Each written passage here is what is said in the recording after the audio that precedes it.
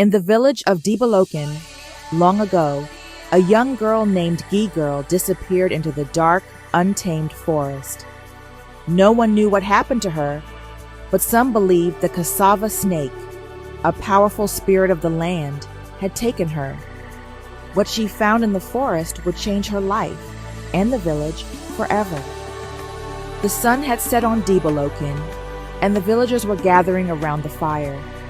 Geegirl had gone missing. Her father, the village chief, paced nervously, his heart heavy with worry.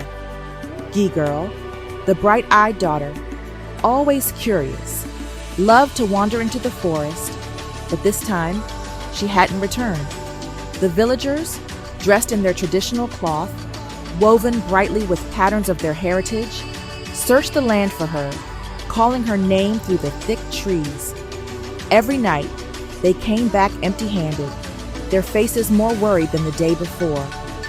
The elders whispered that the Cassava Snake, a spirit of the land, might have taken her. Some believed the snake took her as an offering to the gods. Fear settled in the village, and hope began to fade. Geegirl's absence felt like the land itself was mourning. The forest had claimed her, and no one knew if she would ever return. Geegirl stumbled through the dense forest, her feet sore and bloodied. Her colorful Grebo cloth, usually so bright, now looked tattered, trailing behind her like a forgotten memory. The air felt heavier with each step, and the forest seemed alive with whispers she couldn't understand. She hadn't eaten for days, and her throat was dry, aching for water. Her once vibrant eyes, filled with curiosity, were now dull and filled with fear. The forest felt endless, like it was swallowing her whole. She called out for help, but her voice barely reached past the trees. The shadows of the forest stretched long and dark, and her heart pounded. She thought of her father, her village, and the elders. Would they ever find her? She feared she would never see her home again. Alone and weak, the forest felt colder, and the world seemed to turn against her. Just when Geegirl thought she couldn't go any further, she saw movement in the trees. Her breath caught in her throat as a massive snake emerged from the shadows. Its golden scales shimmered, and its eyes glowed with a fire that seemed to pierce her very soul. The Cassava Snake, known to the Grebo people as the spirit of the land, had appeared before her. Fear flooded her, but something about the snake made her feel both terrified and strangely comforted. The snake slithered closer, its movements slow and deliberate. Instead of striking, it nudged her gently, as if urging her to trust it. Geegirl's heart pounded, her tears mixing with the dust on her face. She was lost, hungry, and broken, but the snake had brought food, cassava roots, fresh and warm. For the first time in days, Geegirl felt hope stir in her heart. But would it be enough to survive? For 3 days and nights, the Cassava Snake stayed with Geegirl. Wrapped in its long, protective coils, she found warmth in the cold forest. It was as if the snake had become both protector and guide, offering her food and water when she thought there was none. Geegirl cried softly at night, remembering the laughter of her village, the faces of her friends, and the songs they would sing during the harvest season. She missed her family stories about the ancient gods and how they protected the land. The Cassava Snake, though a terrifying figure in the stories, seemed to carry something more. A deep sadness, a connection to the earth itself. Geegirl realized that the forest wasn't just a place of danger. It was a place of healing. The snake had been sent by the gods to protect her. But why? She felt as if she had been chosen for something, though she couldn't understand what. On the fourth morning, the Cassava Snake nudged Geegirl awake. Its golden eyes gleamed as it slowly began to move toward the village. Geegirl followed, feeling both relief and sorrow. The snake's presence had kept her alive, but it was now time to leave. As they approached the village, Geegirl's heart ached with the thought of returning to a life she no longer recognized.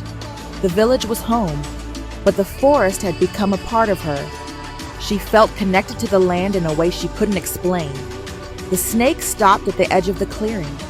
It turned one last time to look at her, as if to say goodbye. Geegirl's heart broke. She wanted to stay in the forest with the snake, but the world was calling her back. The village, the people, and her father awaited her, but she was no longer the same girl who had wandered into the trees. When Geegirl finally stepped into the village, she was not the same. The village chief, her father, rushed to her side, his face a mix of relief and fear. The villagers gathered, their eyes wide with disbelief, but also with hope. Geegirl's clothes were torn, her skin marked by the days in the forest, but it was her eyes that frightened them the most. They no longer held the innocence they once did. Her gaze was distant, as if she had seen something they would never understand. The village elders whispered about the Cassava Snake, about the god that had protected her. Geegirl stood silent, her heart heavy with the memories of the forest. She had been saved, but at what cost? She couldn't bring herself to explain everything the snake had shown her. How could she? No one would believe it. Her journey through the forest had changed her forever. As night fell, Geegirl sat before the village, telling her story. Her voice cracked as she spoke of the Cassava Snake and the days it had spent by her side. The villagers listened in stunned silence. Geegirl described the snake's protection, how it had brought her food, and how it had kept her warm. But there was more. The snake had shown her the spirits of the forest, the gods who watched over the land. Geegirl spoke of the sadness in the snake's eyes, as if it had been waiting for her, chosen her. She didn't understand why it had saved her, but she felt its power deeply. Her father, the chief, listened quietly, his face a mask of worry. He knew the snake was not just a creature, it was the spirit of the land itself. But what did it mean that it had protected his daughter? The answers seemed lost in the wind. That night, the chief couldn't sleep. He walked out to the edge of the village where the forest began and looked out into the dark. Geegirl's return had brought more questions than answers. He knew the stories. The Cassava Snake had never chosen anyone to protect before. It was a god of the land, feared by all, and its power was not to be taken lightly. What if the snake had chosen Geegirl for a reason, one that no one understood? Was it a blessing or a curse? The chief remembered the old ways, the rituals and the promises made to the spirits of the land. He knew he must consult the elders. Geegirl's life had been spared, but something inside him told him that the village was now forever changed. The snake had left its mark, and he couldn't shake the feeling that something dark was on the horizon. The elders of Deeboloken gathered in the night, their faces grave under the glow of the fire. They discussed what to do about the Cassava Snake. The village had always respected the spirits of the land, but now the balance seemed off. Geegirl had been touched by the snake, saved from certain death, but at what price? The elders spoke in hushed tones, their voices filled with worry. Some believed that the snake had come to test the village, while others thought it might be a warning. The chief, looking at his daughter, knew that her journey was far from over.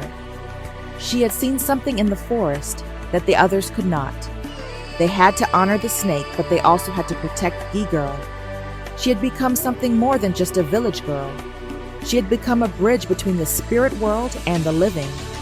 Her destiny, they feared, was still unfolding. From that day on, Deeboloken was never the same. The villagers no longer spoke carelessly about the forest.